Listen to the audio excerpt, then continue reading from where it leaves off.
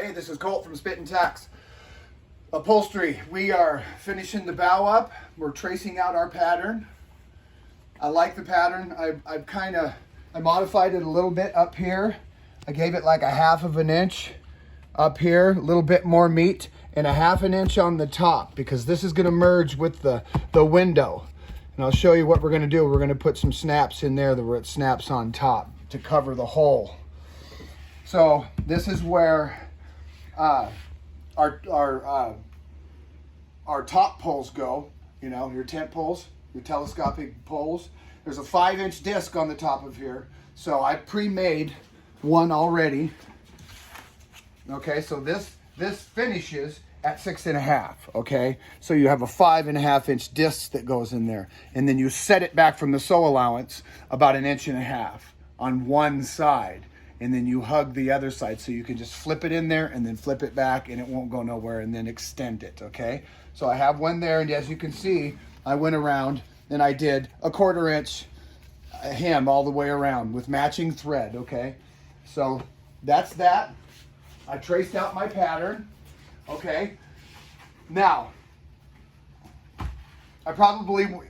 you don't really need to see me do this, but when you're putting your binding around the edge of this, it doesn't go down the middle, it just goes around the sides here, okay?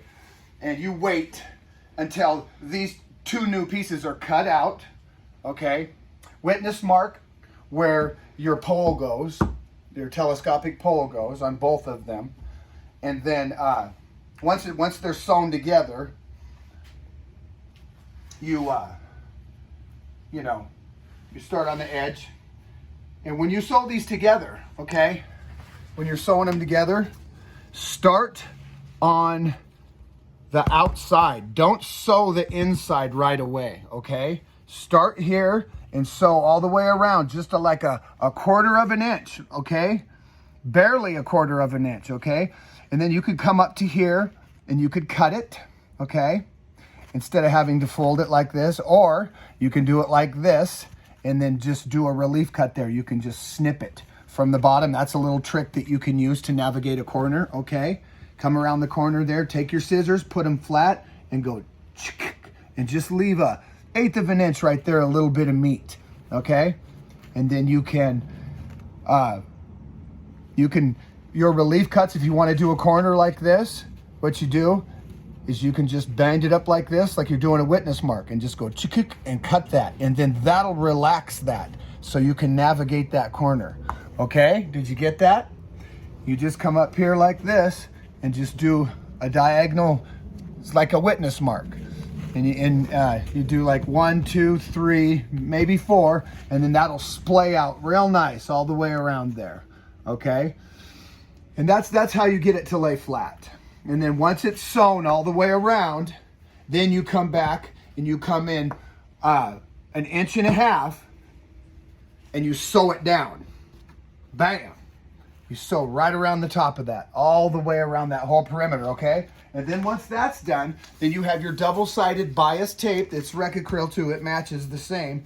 Then you come up to the edge, you know, the edge of your new top and your binding, and then you sew it right there. I freehand this. When I do my tops, I just freehand it. Just take your time.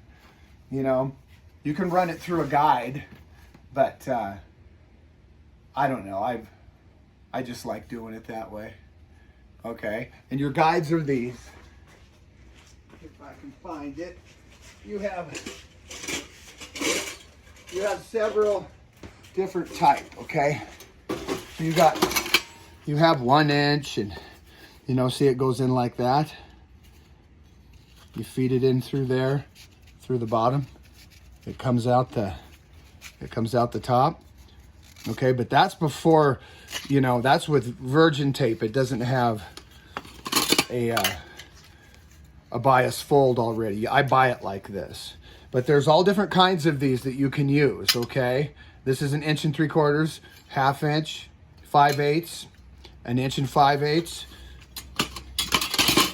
Invest in these. They'll save your bacon. You got a finished piece and you just You tape or bolt it down to your machine and just run your perimeter, and it's a perfect seam.